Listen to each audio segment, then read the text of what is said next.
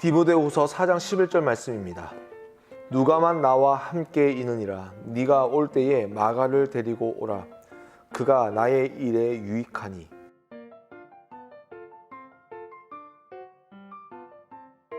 여러분 안녕하십니까? 즐거운 그리고 행복한 토요일입니다. 여러분 어떻게 지내셨어요? 하나님의 은혜가 여러분의 삶 가운데 계속되어지기를 축복하고요. 또 지난 5일 동안 그리고 오늘까지 제자됨이란 무엇일까 우리가 고민하고 있는데요.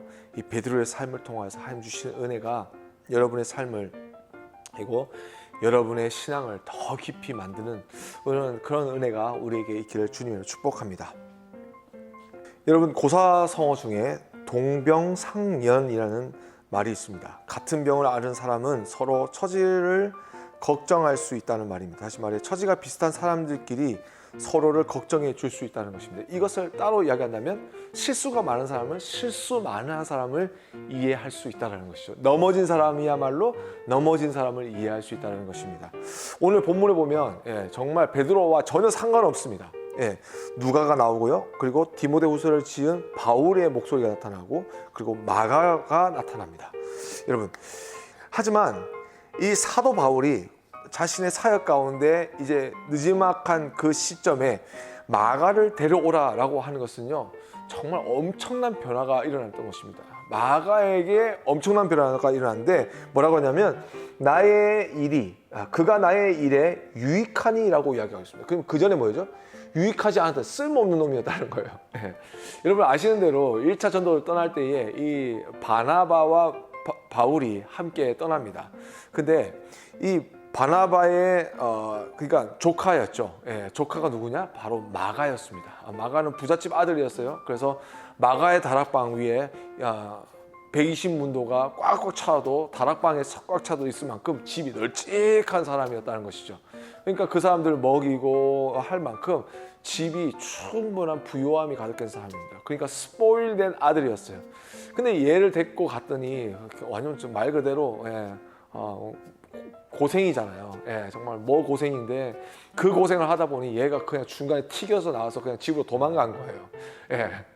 그래서 1차 성경을 돌아와서 왔을 때에 2차 성경을 가려고 하는데 바나바가 다시 위로의 사람인 바나바가 다시 자기 조카를 데려가자고 했을 때 이 바울이 그러려면 너 갈 길 가고 나 갈 길 가자. 그러니까 바울은 이 마가 때문에 자기의 가장 사랑했던 동역자를 잃어버리는 일이 있었습니다. 그런데 이 마가가요 나중에 누구에게 갔느냐? 바로 베드로에게 갑니다. 베드로는 실수투성인 거 여러분 아시죠? 성격 급한 거 아시죠? 그의 성정과 그의 성격 그를 통해서 예수님도 배반하고 정말 엉망진창인 사람입니다. 수제자가 될 수 없는 사람인데 주님께서 기다리시고 주님께서 위로하여 주시고 주님께서 사랑해 주시고 능력 부어주셔서 정말로 교회를 세우는 그런 귀한 사람이 되었지 않습니까? 근데 마찬가지로 그랬던 사람이었다 보니 마가를 보니까요 자기 생각이 나는 거죠.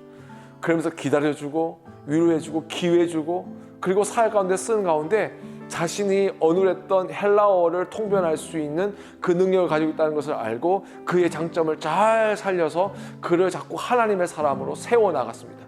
그러는 가운데 십몇 년이 지나고 난 뒤에 비로소 정말로 귀한 하나님의 사람이 되었을 때에 바울이 뭐라고 이야기한 줄 아십니까? 그가 이제 나에게 필요하고 정말 쓸모있는 사람이니 제발 데리고 모시고 와라 라고 디모데후서 오늘 본문에서 이야기하고 있는 것이죠. 여러분 베드로는 무엇을 했냐면요 자기가 예수님의 제자였는 것만큼 더 자기의 제자를 만들었습니다. 예수님의 제자를 또 만들었던 것입니다. 오늘 우리가 생각해야 될 것은 무엇이냐면 여러분이 예수님의 제자라고 한다면 여러분을 통해서 또한 예수님의 제자가 나타납니다. 그 사람이 여러분의 제자일 뿐만 아니라 여러분의 신앙을 보고 여러분의 위로와 여러분의 권면과 여러분의 말씀을 생활하는 그 모습을 통하여서 예수 그리스도가 제자가 되는 놀라운 역사뿐만 아니라 그들의 삶 가운데 계속해서 맺혀지는 그 열매들이 풍성해질 수 있도록 믿음의 성숙과 믿음의 성장을 이룰 수 있는 그런 도움이 되는 자, 그 자가 누구냐? 바로 예수 그리스도의 제자인데 여러분과 저인 것입니다. 우리 사랑하는 우리 지체 여러분, 내가 예수 그리스도의 제자로 지금 잘 살고 있는가, 그렇지 않는가는요, 여러분, 내가 세우고 있는 사람이 있는가 없는가를 보시면 됩니다.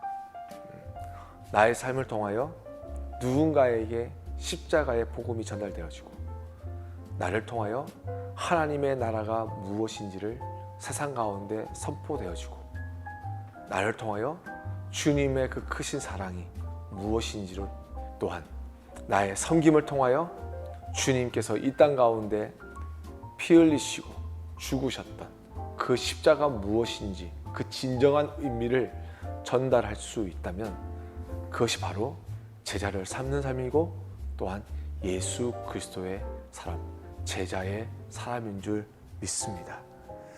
오늘 같이 함께 기도할 때에 오늘 즐거운 주말입니다. 또한 이 즐거움이라는 것은 세상적인 것이 아니라 하나님의 것이 되었으면 좋겠습니다. 내가 예수 그리스도를 믿고 살아간다는 것, 이것은 내 가슴 속에서만 머무는 것이 아니라 이제는 누군가에게 전달되어야 되는 시간이 이제 우리에게 찾아온 것입니다. 여러분 주위 가운데 혹시 여러분의 제자를 삼은 사람 없습니까? 그 사람을 위해서 함께 기도합시다. 그의 친구가 될 수도 있고요, 그것이 아직 믿지 아니하는 사람도 될 수 있고요, 내 가족이 될 수 있고요, 누구든지 상관없습니다. 내가 그 사람을 너무나도 사랑하는데 주님, 나를 통하여서 그 사람이, 이 기도하는 그 사람이 예수님의 제자가 되는 놀라운 역사가 있게 해주십시오. 나를 사용해 주십시오. 함께 기도하면서 오늘 예수님의 제자 되기 마지막 시간 마치도록 하겠습니다. 우리 함께 기도하겠습니다.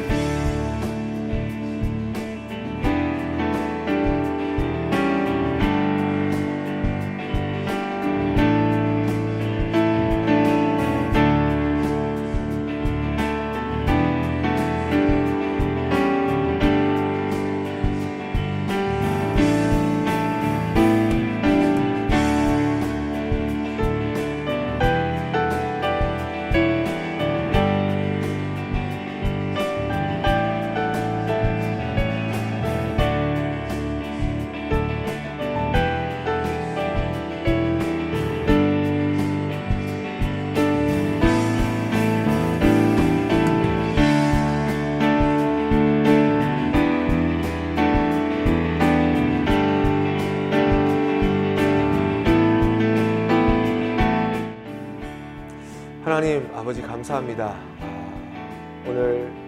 오늘까지 6일 동안 예수님의 제자란 무엇이며 무엇을 해야 되는지 말씀하여 주셔서 감사합니다. 우리 모두가 예수님의 제자입니다. 그래서 예수님이 하셨던 것처럼 우리도 예수님의 또한 제자를 만드는, 제자 삼는 저희들 되게 하여 주시옵소서.